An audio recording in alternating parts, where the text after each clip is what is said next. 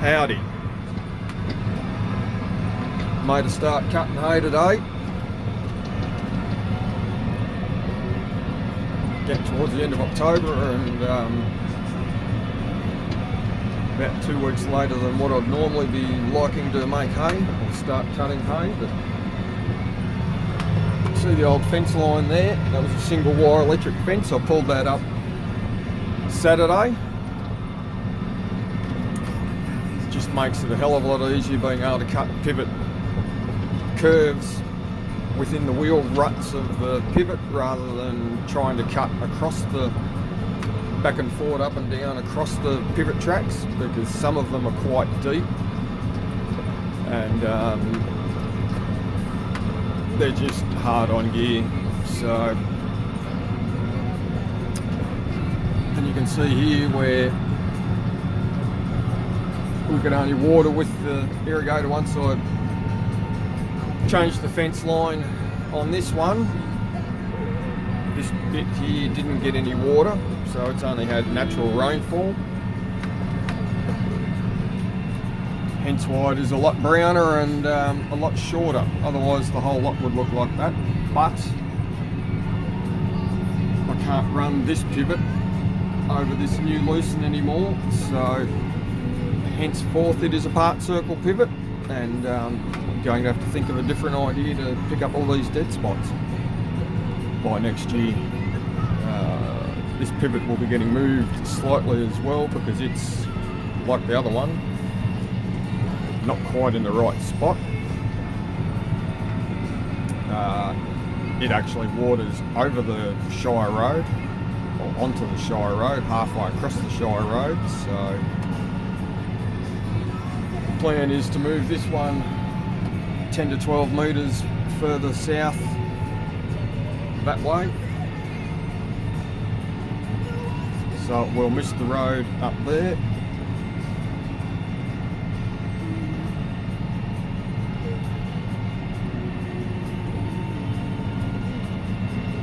So I technically haven't bothered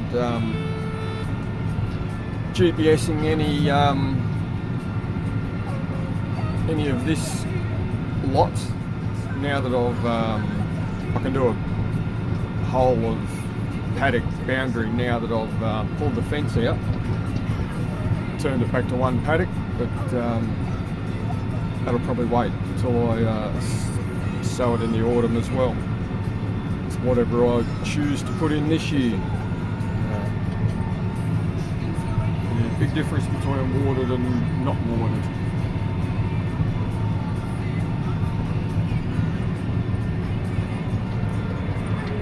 So currently just doing coverage mapping. I run around as best as I could, found the wheel tracks, and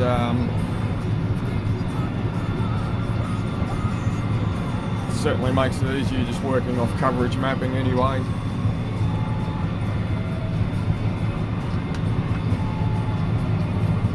Coming up to where the old fence line was, 800 metres of single wire that I had to pull out Saturday from a mat of tangled balancer and sub clover. Absolute bastard of a job. And roll the wire up. The only good thing was all the steel posts came out by hand quite easily, so that was a bonus. But, hoping this will dry down within reason, since there's no ryegrass in here and there's no nodules, nodes, knots, whatever you want to call them. I tend to just call them the knots in the stems of the ryegrass that you're traditionally always waiting to dry down, because they just never, they seem to retain moisture a lot more readily than everything else. But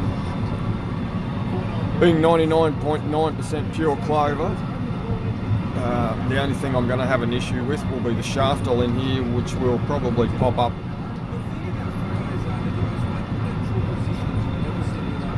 before everything else is ready to bale.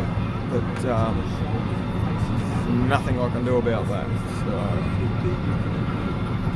just put plenty of acid on and it should be right. So tempted to tetrarake it all. Still debating that today, whether I do or I don't. There's every possibility I will, just to help all this stuff dry out so the rows aren't as thick. But if it was 30+ degree temperatures, I'd just leave it as it is. But we haven't got that luxury at the moment, so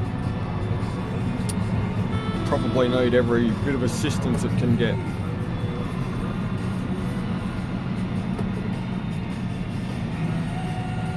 So once I've cut the outside, or cut the pivot, then I'll move the irrigator and do the final 2 runs up the guts. You sort of got to do your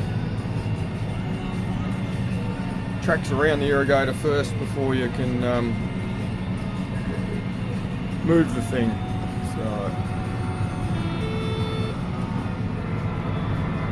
So that's what we're up to today.